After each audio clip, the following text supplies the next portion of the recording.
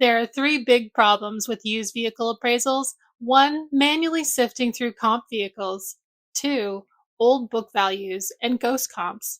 Three, no recon visibility. You can solve them all with AutoVision. Now available from Reynolds and Reynolds. Learn more at rayray.com/use-cars.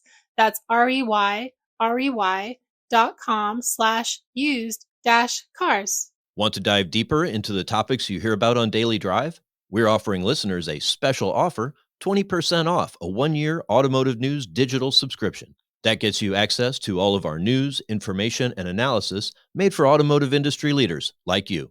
Go to autonews.com/Daily Drive promo to redeem. Welcome to Daily Drive for Tuesday, February 6, 2024. I'm Jamie Butters, Executive Editor of Automotive News in Detroit. And I'm Callan Walker in Las Vegas. Today on the show, Toyota may slow production after sprinting to records late last year. The UAW claims it has signed up a majority of workers at VW's Tennessee plant. And Mazda is boosting its U.S. sales goal.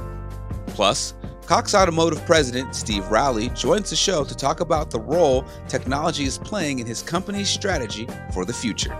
It's really allowing the customer to come into your world, see what they want to see, and leave and go to the dealership when they want. And we really think that online and in-store experience is going to be huge for us. Let's run through all the news you need to know to keep up in the auto industry. After sprinting to record sales and output, Toyota says it's time to take a breather. Executives for the world's largest automaker say they want to shift to marathon mode by re-examining its production cadence and resetting its cruising speed in the coming fiscal year. Toyota has been cranking out the cars since last summer when the semiconductor shortage eased, but running red hot has risks. Employees are overworked, suppliers are overstretched, and affiliated companies in Japan are grappling with various quality challenges. The course correction comes after Toyota reported record sales and production in 2023.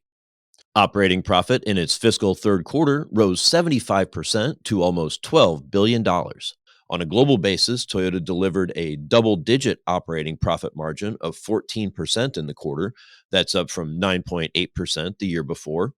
Global sales increased about 9.5% to 2.5 million vehicles in the quarter, and net income rocketed 87% from a year earlier. Meanwhile, Toyota Motor North America says it will invest $1.3 billion more into its massive assembly complex in Georgetown, Kentucky. The money will be used to construct a line to build battery pack assemblies.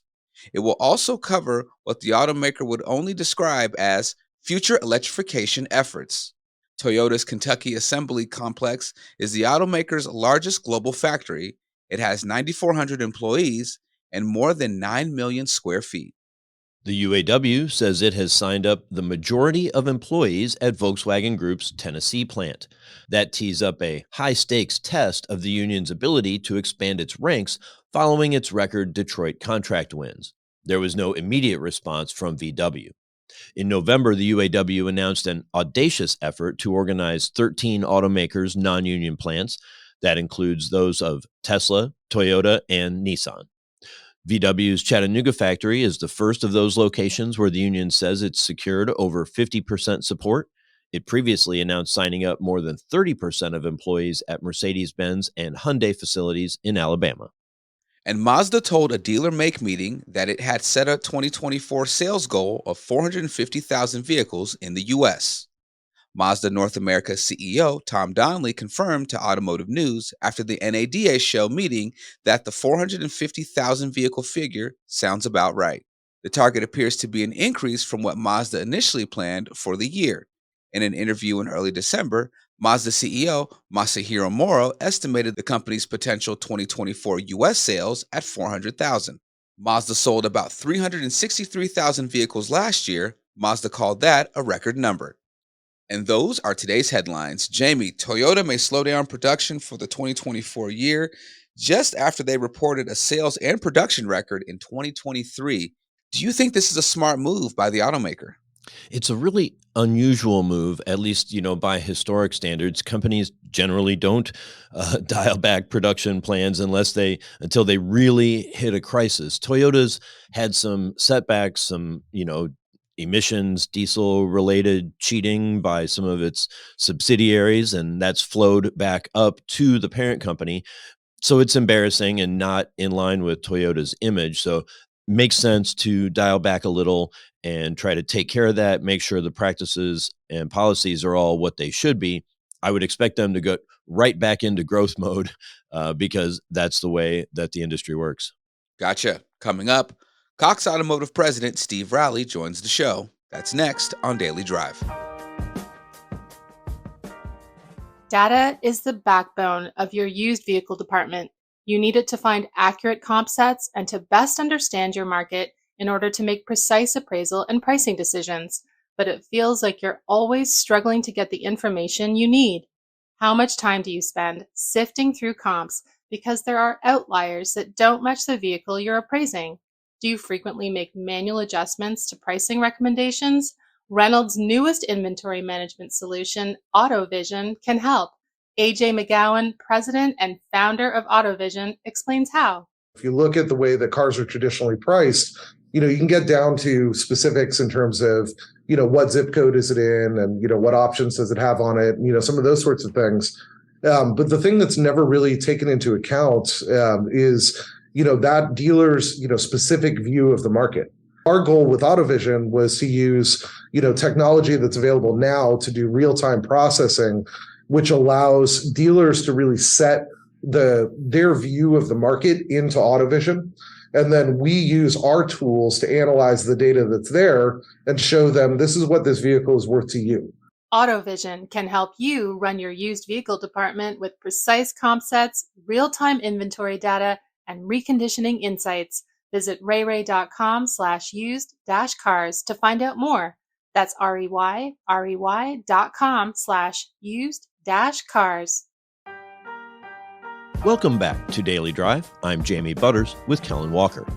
Cox Automotive, like any other diversified auto retail services company, is forging its own path ahead in an era of artificial intelligence, increasing complexity, and an uncertain economic future for its customers.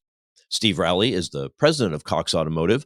I caught up with him at the NADA show in Las Vegas. We talked about those trends and how they factor into the company's strategy for the future. Steve Rowley, welcome to Daily Drive here at the Automotive News booth at the NADA show in Las Vegas. Well, thank you. It's great to be here, and can always love being on the floor, no doubt. Very exciting place to be. What is your message or your mission, here at this year's show? Well, look, a lot of enthusiasm this year. I mean, I think we already see the activity on the floor. I do know that attendance is up, so there's an excitement and a vibe that kind of gets you going. So our message has been, if you've been to our booth or if you look around Vegas, we've been pretty prominent here. Our message is, we want to be connected, and connected to me is pretty special. We have really said to ourselves, let's go back and listen to the customer. So our head of marketing, Ken Kraft, said, what is the voice of the customer? And that's driving what we're doing. So if you look at our booth this year versus last year and the years before, we've gone from 60 brands to 13 power brands in the booth. And with Cox Automotive is the umbrella for that. And that's great for brand, and that's all good, but you got to back it up. So we've also said to ourselves, we need to start with our salespeople as well. We've had 10, 12 people, golf shirts, show up at a dealership, and we said, our customers are saying, like the expertise, but we want more. And so we want to listen to customers looking for more. So we've gone to more of a quarterback on the account. Someone who's going to know it end to end, and then bring our subject matter experts in. We've taken multiple call centers down to one so that we have all the data there and TICE there. We've also, in a big way, we've taken our own CRM, and we're making sure that we have one instance. We had 13 instances, we now have one for our CRM. So all the data is now at a single source of truth. We have the customer data in there. If our engineers look at it, our salespeople look at it, customer support, we're always on top of the customer. This feels like the kind of thing that Cox had always tried to do or wanted to do to really bring all the data into one system. I think so, Jamie. I think so. I mean, look, I spent 30 plus years in telecom, so my biggest thing is the platforms. And the last thing of that is just what you said. we're taking these products and we're turning them into solutions. And that's really what you'll see out there. You'll see Retail 360, DMS Plus. You'll even see some other unique things like with our inventory services in vAuto. So it's really exciting. So what we've really done there is we said to ourselves, bring new technology and rejigger that stuff and update that, so to speak, and really enhance our platform. So now what we've done is we've got a single sign-on. We've got multiple products in that single sign-on. But the important thing is the back end of that. That's the tough part. You've got to have all that data coming with you, and it's got to be integrated data, and it's got to be working together so you get really good information and information that can help your customers. And that's the critical part. A single sign-on with 7, 8 different product screens doesn't help you.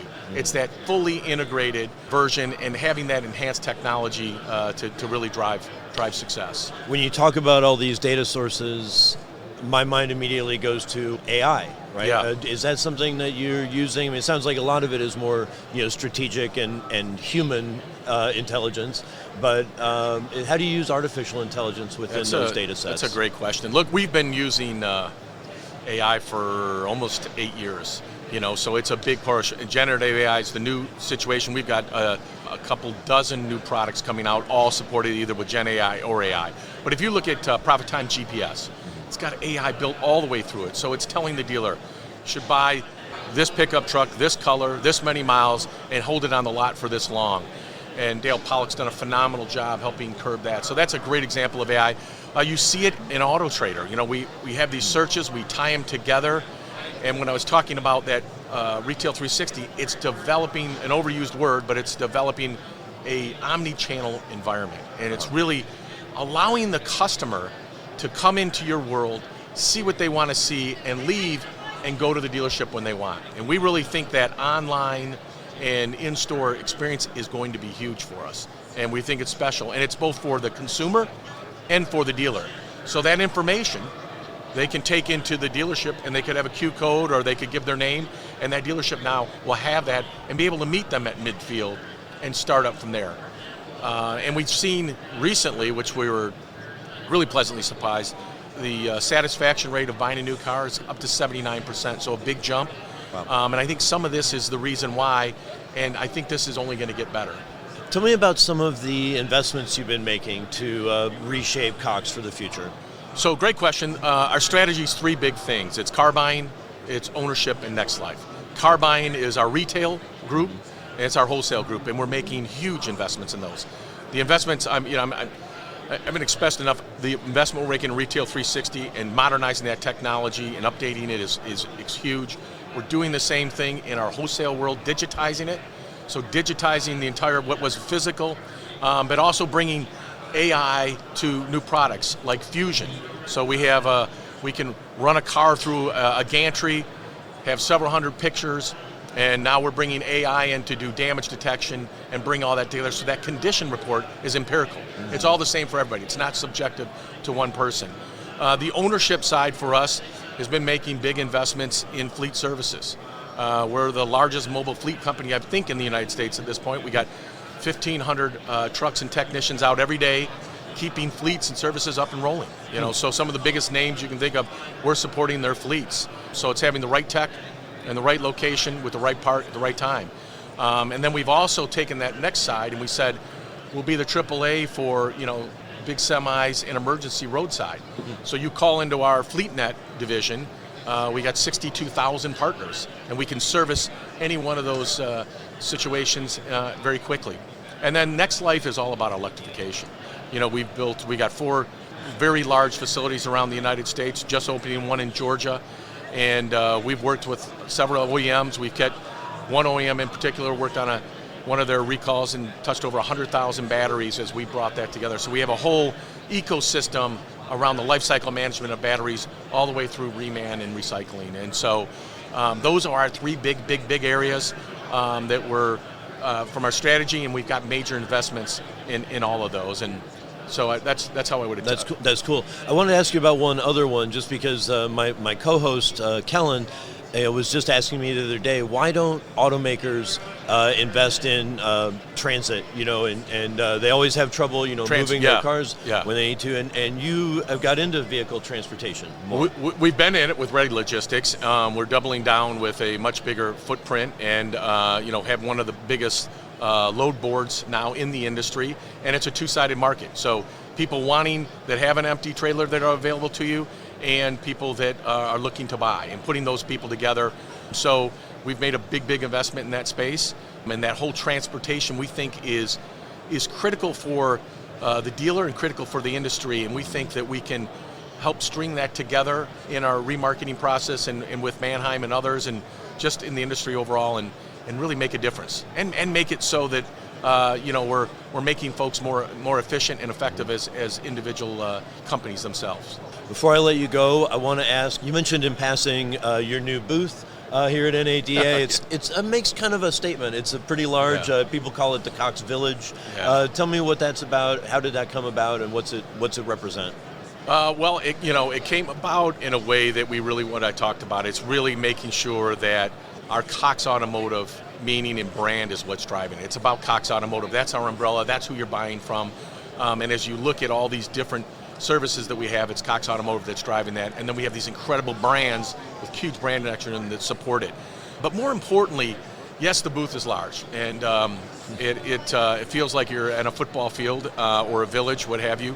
But what I will tell you, it's really, when we think of the voice of the customer, we have working stations, and we can do live demos with every single one of our products, and we have several hundred people there to support that. And for us, that's really important, because those investments, those tens and tens of millions of dollars that we're investing in our products to update that and bring in the new technologies, we want our customers to see that. We want our prospects to see that, and we're very proud of that. And so it's the big reason why.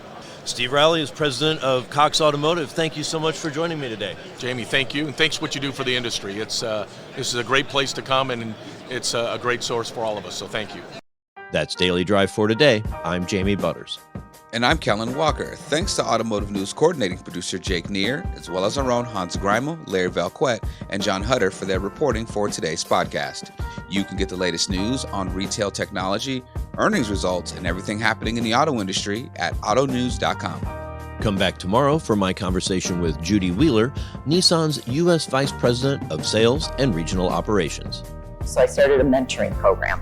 In the first year I started it, I actually used an outside agency to kind of help me get it started. And then once we launched that first year and took a couple hundred women through the program, I went, this isn't that hard. I should be able to create something that's even bigger and better. If you enjoy the podcast, remember to leave a review, and subscribe so you never miss an episode.